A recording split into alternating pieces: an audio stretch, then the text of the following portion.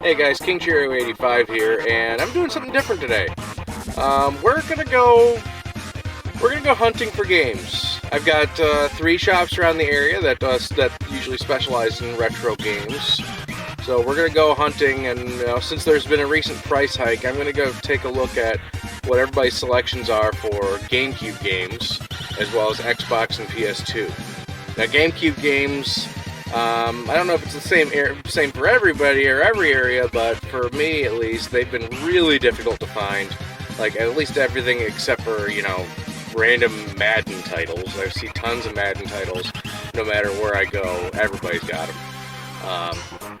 But yeah, I'm partially inspired by Spawnwave's recent video where he was unboxing his games, but I've never done a video where I just showcased the stuff the stuff I get when I go out hunting for stuff. So the first shop we're going to is when I get to editing this, it'll be right here on the top of the screen.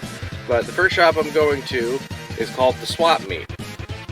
They've always had a really good collection of retro games, a lot of just like ridiculous compared to most places. So if I don't end up covering other stores, it's because I found everything and I'm broke already. Here we are at our next stop. This is Replay Entertainment Exchange.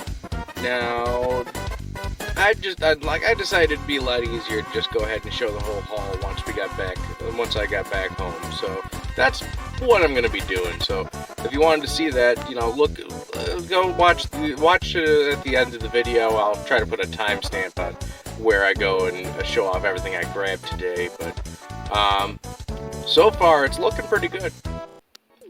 Alright, here we are at our last stop. This is Disc Traders in Lansing.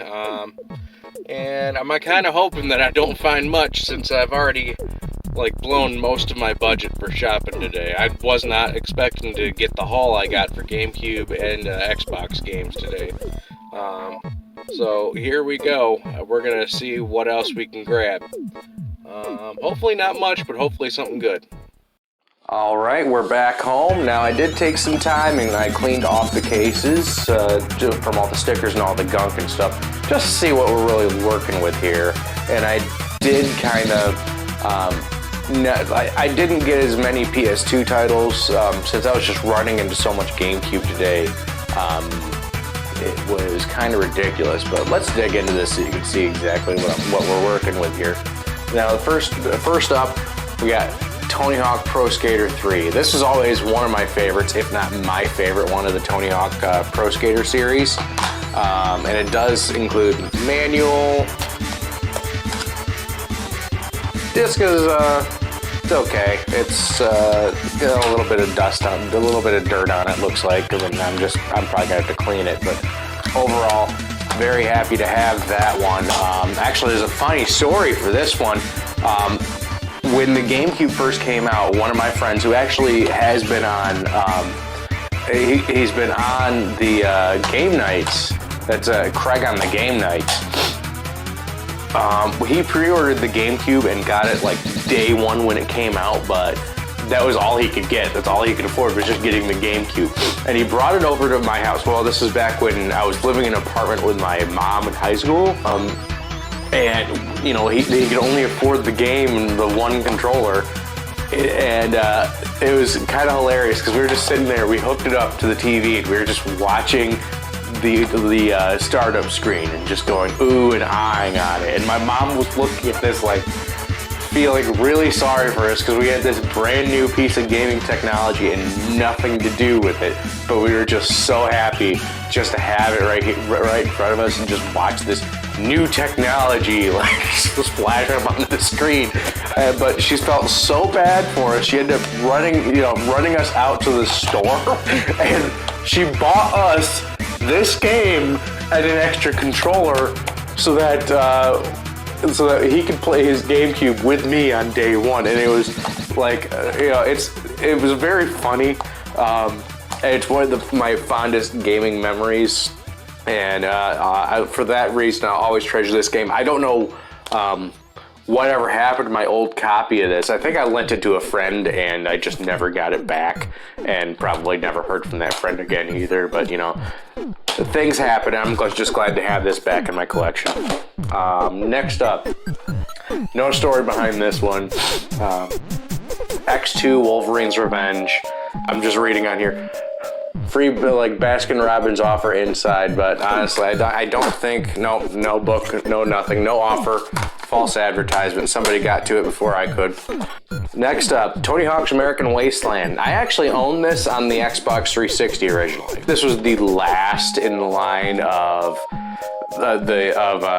Activision really trying with the Tony Hawk franchise instead of just pumping out whatever random crap they could think of. This is what I'm actually excited for. I played a little bit of this when I rented it when I was, I don't remember even where I rented it from. I think I rented it from Video to Go way back when. This is Hunter the Reckoning. This is the first one. I actually have the 2 sequels back there on the shelf for Xbox and the OG Xbox and PlayStation 2. Because this one actually came out for both the Xbox and GameCube. However, I remember playing originally on the Xbox version. I rented that one.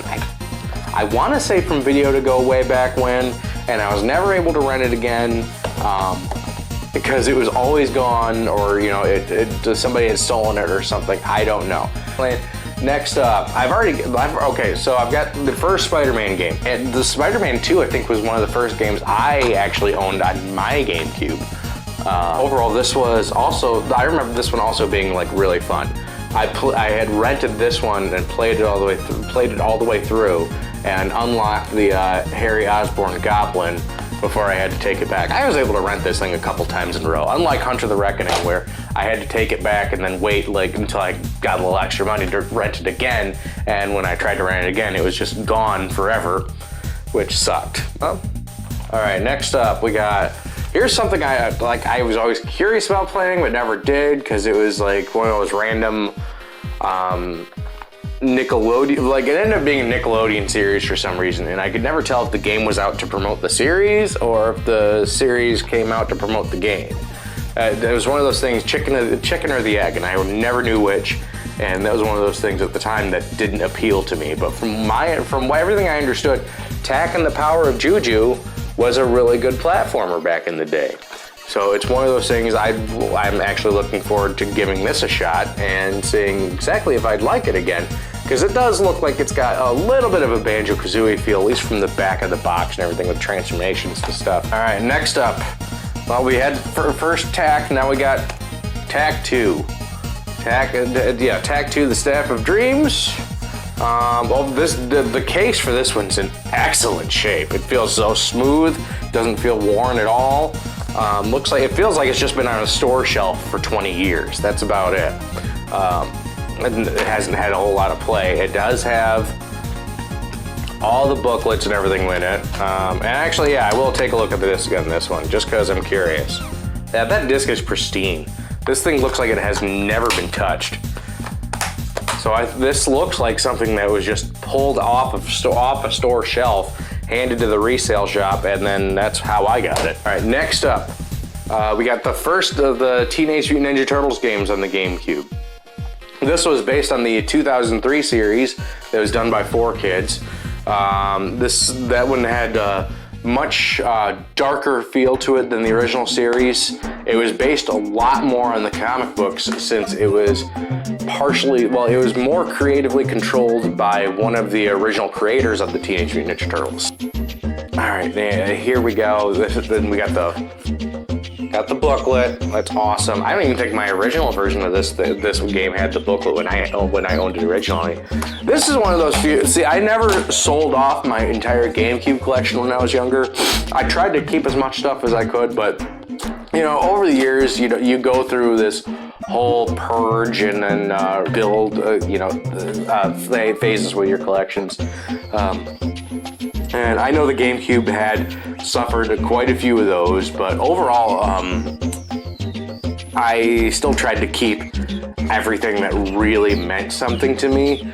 But at the same time, I know I had a lot of people coming in and out of my life that would borrow things, and then I would just never see them again.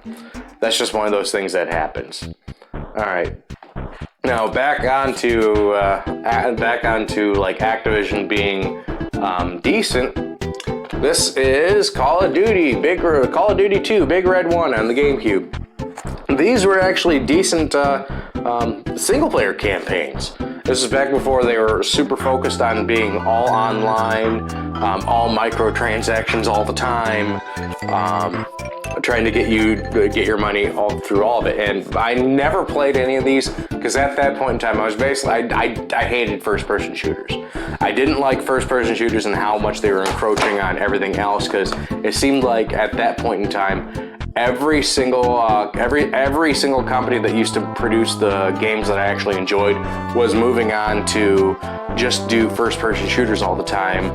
Nobody was really trying to do platformers or collectathons or anything like that. Because I love, Banjo-Kazooie, brawlers like the old school Teenage Mutant Ninja Turtles. Not so much like this one. This isn't quite as brawl happy as I would have liked, and one of the biggest downsides of this one that I always had was that this was two-player, whereas, it was on GameCube and Xbox, which both had 4 controller ports, so there really, to me, wasn't an excuse, but I digress. But Call of Duty, from my understanding, these were actually really good, had really good single-player campaigns, because that's all they were, was a single-player focused game. They didn't have all the massive multiplayer that you find in all the modern titles, and it's still World War II focused. And yeah, it does include the booklet. And overall, happy to add that one on my thing and onto my collection, and look forward to giving that one a try. All right, and next up, all right, got The Incredibles. Now, I don't remember too much about this game. I think I remember trying this, and it was okay. I do want to give this game another shot. I also wish that I could have found this not in the Player's Choice package, because I hate the Player's Choice package. But I'm gonna have to replace that at some point. So, but the case is pristine, just like the other one. Feels smooth, like it just came out of the plastic. This one is super strength, super speed, super force. Super force. That's how they describe Violet's power. Super force, and then super stretch. That's interesting. Super force. The power of force. She uses the force. So, okay, there it is. And that's canon. The Incredibles exist within the Star Wars universe. Violet is a Jedi. There we go. All right, let's take a look inside here. We got all the paperwork, and I'm betting that disc looks pristine too. Yeah, it looks brand new. Like this thing, like I said, this looks like it just came out of the plastic wrap. And I can tell you it was not plastic wrapped when I got it. Like I said, I don't remember too much about this game, but I remember it at least being halfway decent, so look forward to giving this one a shot. Alright, and last up on the GameCube, we have The Incredibles Rise of the Underminer. This one I remember being actually pretty good. This one was this was a 2-player game, so you and a buddy could go through as Mr. Incredible and Frozone. Now I will say, the whole idea behind limiting you to 2 characters does disappoint me, but when those 2 characters are Coach and Samuel L. Jackson, I really can't complain too much. And everything on here looks great. It's got the book. Got the paperwork. I think we're doing great here. I think this has been a very successful trip so far. So let's move on to the original Xbox. Now I don't have too many more games to go here. I've got 6 more to go. That's how much GameCube I found compared to everything else. I had to leave a lot behind, unfortunately, because I didn't have the money for it. So this ended up being quite a successful trip. All right, first up, is Halo. Now, as I said before, these all came out when I did not like first-person shooters at all.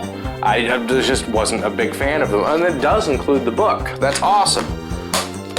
Now, case is okay. It's got wear and tear. All right, and then next up, Max Payne. This one I did at one point own. I think I owned it on PlayStation 2, actually. I went for the Xbox version of this game just because. I'd like to see. I like to see whatever differences they put in between versions.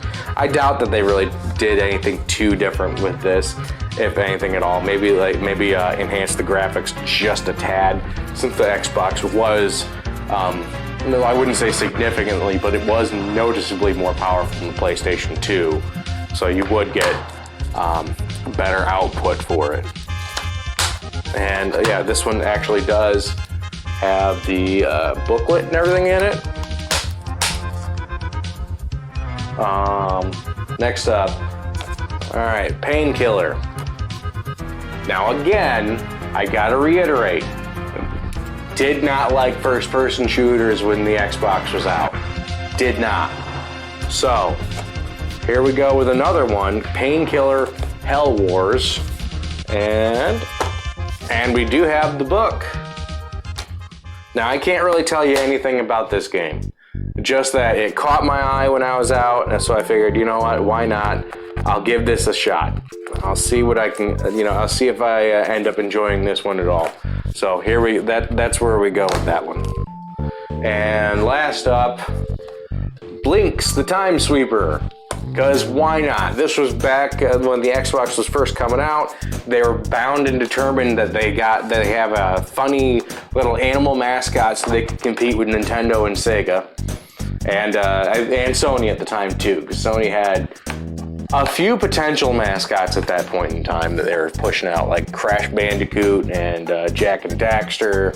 I don't know if Ratchet and Clank weren't out yet. But they had a few that they were going around with. So that the Sony or Microsoft was just like, yeah, we need a fun, cute mascot so we can get the kitty. So let's get a wisecracking kitty. Now, I didn't get too many games for PlayStation. Actually, I only got one game for PlayStation. PlayStation 2. So this is a game I played a little bit. I couldn't really get into it too much, but looking back and seeing a few more things on it recently made me really want to give this game another shot. And that was Dark Cloud. Now, I know a lot of people who've always absolutely loved this game, but for me, I had a really difficult time getting into it the first time. But I think I'm finally ready to give this game another shot and see if maybe it'll catch my attention the way it did other people I know. And then last but not least, yes, I said last but not least, because I did end up grabbing one Xbox 360 title. Now here we go, Vanquish. And I would grab Vanquish because everybody that I follow always talks about this game. This is one of those early games from the same guys who ended up making Bayonetta. So this was one of those games that I just really wanted to try. It's not like a terribly long game, but it does have that Devil May Cry like a combo perfect that you got to get into it. And some of that stuff I don't like, but I really do love games with awesome action set pieces, like you see from a lot of the Platinum games, like Transformers Devastation, obviously Bayonetta, and games like Devil May Cry and such. But this has been one of those games that's been on my list to grab, and I've just never seen it out in the wild. And then for some reason today, I find like 4 different copies of it out in the wild. So I'm like, well, I guess I'm just gonna grab this today. So I got it. But that was my whole shopping trip from today. Overall, I think I got a really good amount of stuff here. Now, the one takeaway that, and if you're watching this, the one takeaway I want you guys to grab from this is if you're going after GameCube games or ever considering it, I think now might actually be a pretty good time to get started, since it looks like a lot of this stuff's going on the shelf. I actually had to turn, there was at the last stop I went to, which was Disc Traders, since I had bought so much already, I had to turn away a copy of Animal Crossing, which unfortunately I don't have in my collection yet.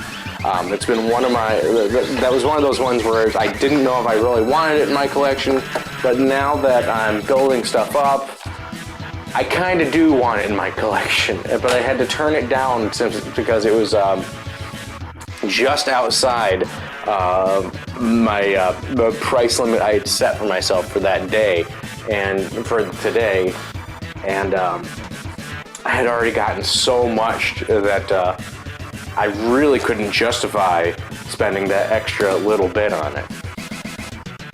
But anyway, that was let me know if you enjoyed this video and seeing me load up on all these new old games, and maybe if you like it, then maybe I'll do it again sometime.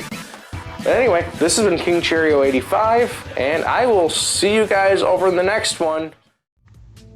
Hey, thanks for watching. If you enjoy my content, don't forget to smash that like button. If you're new to the channel, you can check out past videos here, or you can click here to check out my newest upload. Don't forget to subscribe and hit that bell to stay notified on all future videos.